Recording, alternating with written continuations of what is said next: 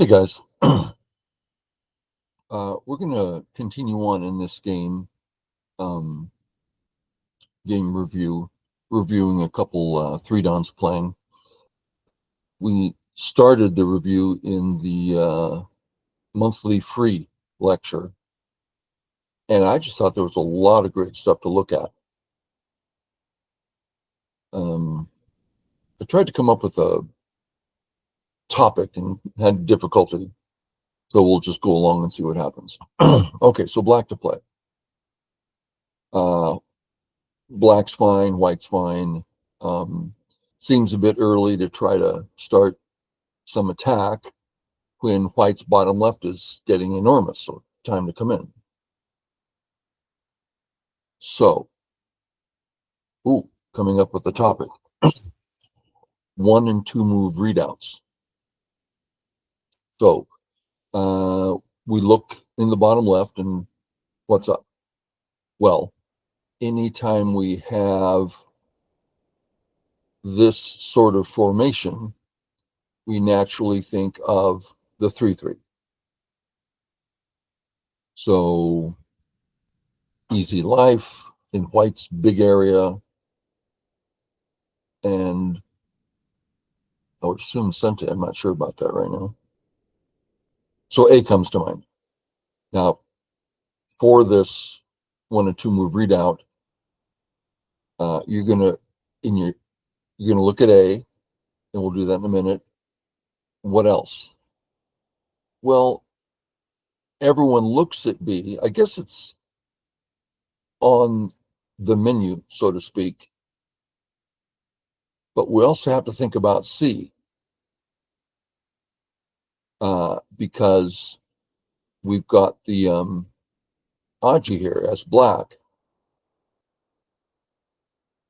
Let's cover one thing here. This white move. We play this all the time. It's a knight's move approach to a fourth line stone. Over 90% of the time, we see this on a 4-4. But we see it here. Anywhere, because it's an open skirt, and now you get to threaten the underneath part. So, C threatens the underneath part right where the Aji is. So C is pretty interesting. It's a natural way to enter his area right where most of the action is. So A and C are the ones that stand out. B's just a move that's rote. Oh, then you approach. Why? Oh, you just do. So B's doesn't really take into consideration anything other than it's a normal move. We'll just keep it there because that's what he played. So 1 and 2 move readouts. When we look at this, we think, okay, what if he builds this wall? Well, if he builds that wall, when all is said and done, I can flatten it easily.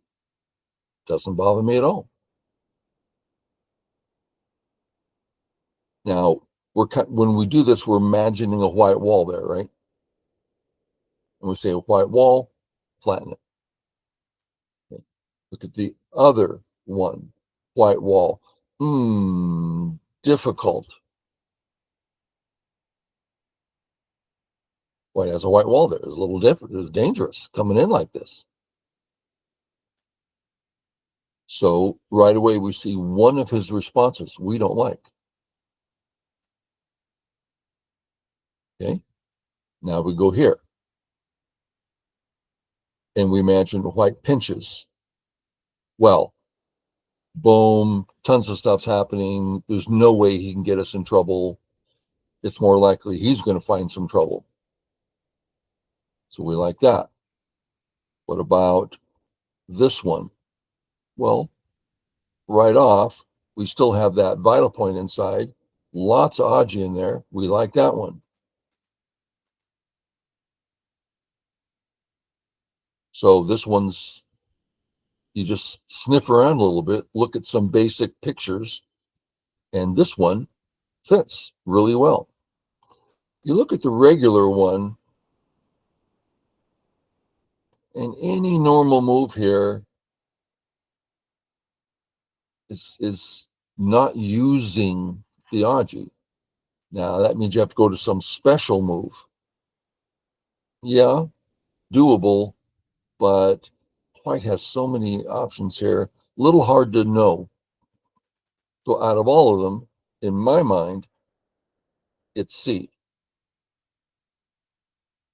Now, we know that in my mind doesn't mean a lot, mostly because I never try to find the right move. I just try to find moves that have substance, meaning, and are always at least 85, if not 90% higher. That's all we're doing, is finding good, solid moves through a process. Okay. He plays here. We kick, makes sense. As White, we would also think of this one. I guess we should do the 1 and 2. Here are the ones we're looking at. And A does not take care of the C Aji. If we play A, still a lot of Aji around C. Then why are we playing A? Doesn't make sense. So it has to be B. Okay, boom, boom. Defend. And now Black plays here, which makes sense. We have our basic A or B. There's other responses, but A or B is the normal one. And if we ask, is Black going to be living on the left? Well, that would be very small life, cramped. We'd rather run. Well, which of these is better for running? B. So we tend to play B because we're extending to the side and preparing for center, while A only does the side. Just one small thing about A, if he kicks, we just have absolute life if we want it. Very small. I think I mentioned the other day, I've only played this, I think, twice in my Go career. Anyway, so he plays here, it makes sense. And I would be forced to play something like this. I need to use that Aji. And now it's kind of up to White as how it's going to get used. But here we are. Okay, boom, boom. So let's figure out White's move. White, fine everywhere. Black, fine everywhere. We don't look at the A group because those are just, we're treating them as dead stones. They're not dead yet, but they're just Aji stones.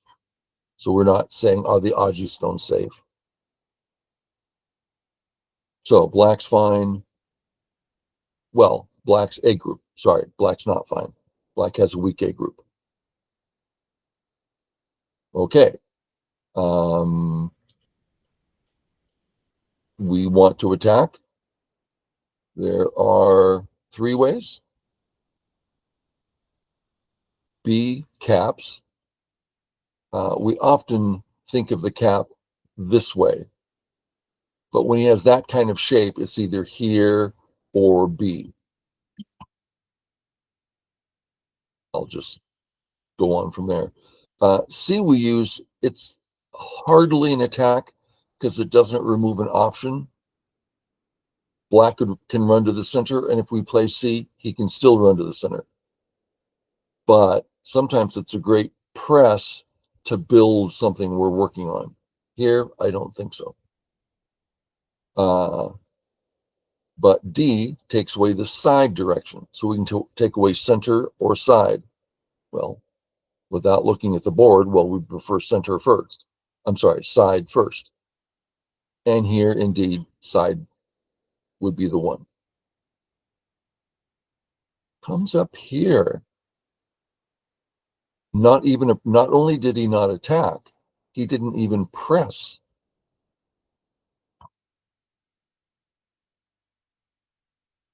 So this 1 and 2 move readout idea, it's all about when you're hunting for moves.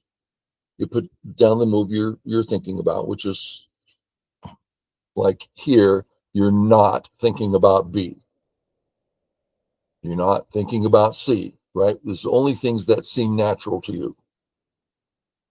So A seems natural to white. So in his head, he should put down A. And then you look around. That's it. Put it down in your head before you put it down on the board, and you look around. White A. I'm not even applying any pressure at all to black. Well, am I cleaning up the B stones? Not really. Oh, I don't think I'll play it. Doesn't do anything. Bam.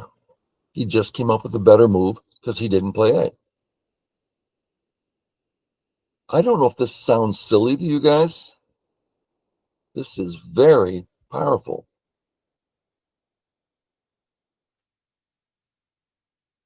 Any server you go to, there's sounds. What's that strange sound? Click, click, click, click, click, click, click, click, click. The people putting stones down. No thought at all. Just click, click, click, click. Very little thinking. But you can have a lot of fun that way. And that's valid, totally valid. But learning Go to me is way more pleasurable than playing. To me, I far prefer reviewing a game so I can see things clearly. Okay, so then what? Well, D. Black would mostly prefer to go there. Why? It's getting a base. Now white has to protect because of all the Aji. You could even think, is there even more Aji? It just becomes easy for black.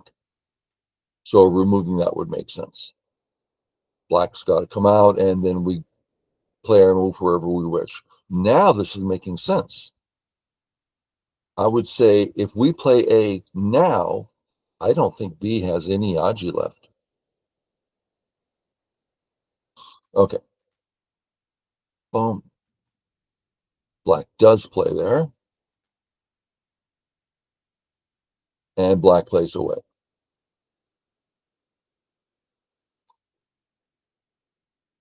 Can white do anything here? Does this bother black? I don't think so. Black's happy to just live here or whatever. So I think playing away seems reasonable. I also think staying here is good because it's this breaks white center. White has potential for a great center here. Let's do that again. See the center developing? It's 10, 11, 12, 13, 14 lines high with preparation. Look at that center developing. It's huge. So breaking the center, not a bad idea. Helping a group that doesn't need help, but enjoys help, that's valuable. And it prepares next for different invasions. So I would play this, but I tend to spend a little too much time defense and not enough time in Sente. So I don't know. Okay. So let's figure out if we're not going to play on the left, where should black play? And we'll mark the areas of interest. Top, completely uninteresting. We're so flat there. We have no desire to play on top. White's weak on the right. We can come in. We can kick. That's those two. We can come under. That's three natural moves here. I think we can get rid of C pretty quick, but let's continue on. I'd love to live in the corner, but it would hurt our E group too much, so we can't do that. We can play D or E. Am I missing anything? Okay. I'm not thrilled with the D or E because the F group is fine, but do you really want?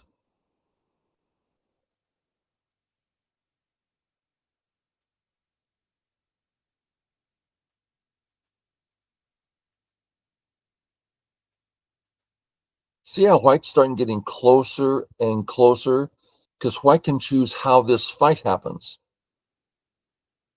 I don't think I'm up to an actual fight near this group. I think it can survive on its own fine, but I don't think it's up to a fight. So I wouldn't play Deary for that reason. Let me get rid of D and E. C, so there's just no reason to play C. I guess if we loved our territory that much, but it's not even territory. It's too thin. If if there was already a stone here, maybe starting to become meaningful. Still, no, but so I think we can get rid of that. And these are indeed the two basic moves we're looking at. So let's do our 1 and 2 move readouts. Kick, well, the response is easy. So then we start in our head, we go, okay, what's it look like? Well, it looks like if we do a little Tawari, black to play, white ignores. Really? I mean, that's fine, but we're going to get everything there. The stone's alive. The right button here. If white tries to cut it apart, it's connected one way or the other. So white has to go this way. I think this is the basic Joseki. We get all the points, great security, and white has, it's a fine group because it's so thick, but it doesn't have any eyes. And as the game goes on, it's a burden. So we have immediate profit with the future attack. Well, that's just basic. So I love it. Now we're going to look at A.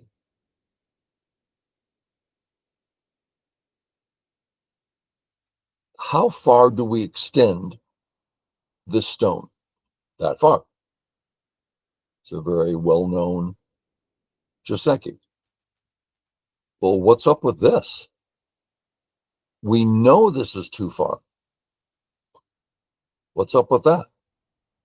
Well, we know if he tries to mess with us, we can live so easy, take all his points away, and it's really hard for him to attack the A stone because it's on the 4th line. He can't surround it. Hard to hurt A. Well, if black says, I'm taking the corner, well, now this move is quite disruptive. So we usually see black, white kind of thing. Okay, back to our position. Is it true in this case? This part, yes. The A part, sure. Easy to get out. So this is nothing. Doesn't bother white one bit. So it has to be at B.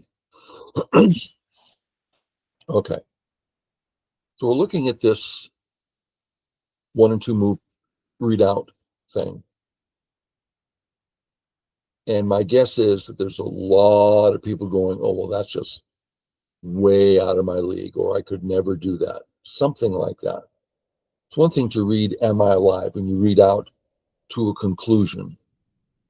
And we all have different levels we can do that at. But here's just a 1 or 2 move readout. But then you see the board with those stones on it, and you look at pictures. And this is, if you've never done it, of course it's hard. but it's not a difficult thing to learn. As a matter of fact, it's the type of thing you should learn if you want to learn Go. And with all habits, fall down a couple times, pretty soon you're walking, then you're running. So don't be afraid of like it's too hard. No, it's actually very easy. It's just learning to see the board in pictures in your head. Okay, we continue. He comes in, white plays here. One wonders why. What's the goal here? Well, let's do it for white here. What are our options? Boom, boom, two options. I'm not seeing another one. So we look at A. We know without even looking at what it's a zero move readout. We're alive.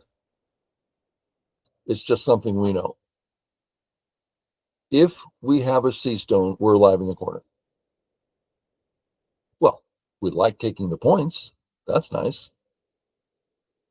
And we like black not taking them. So we get them, he doesn't. So let's just say we get them and we'll call it 10 points. Just we'll use a round number 10. 10 points. That's nice. But we get them. He doesn't get them. 20 points. That swing is big. So A is a really big move. But our C stone might die. Well, we also know this.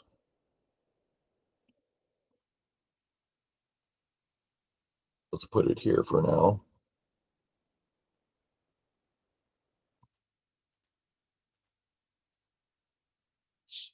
We know that this stone is a thorn, very annoying for black. So yeah, it dies, but not all the way. It still hassles him. So that's two reasons we like A. Well, that's all good and fine, but I'm leaving my D stone. Yeah, but that's the plants. Fourth line, very hard to kill. Everything sounds great. Now we do the same process with A. Okay, one move readout. What's going to happen? I don't know. Black might play A, B, C, D.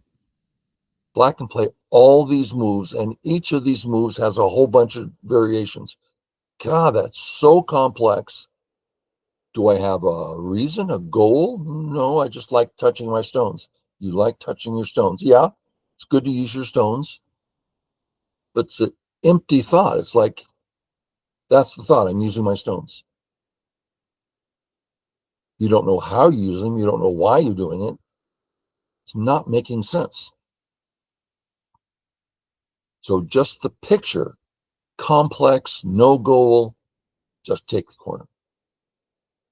This is actually a good example of the 1 and 2 move readout, because the 1 move readout is horribly complex. Don't like it. That's the picture. I don't like that picture. Okay. Boom, boom, boom. Don't.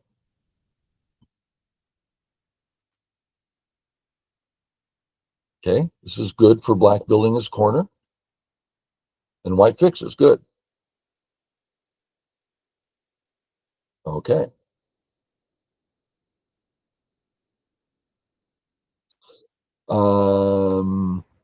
I don't remember when I started. We've got to be at least 20 minutes here, if not more. Let's call it quits here. And I don't think I've seen the game past here. So I'll take a look and see if it's, because so far it's been a great game for analysis and how to think about things. Very solid. The three downs are playing good, solid stuff. which allows us to see the board clearly. Q players, it's all over the place. It's hard to find a starting point where to look. But this is a really good example game. And it also shows you 3 dawn versus 6 dawn. It's the 6 dawn, more focused, more meaning. Okay, call it quits there. Catch you all later. Bye.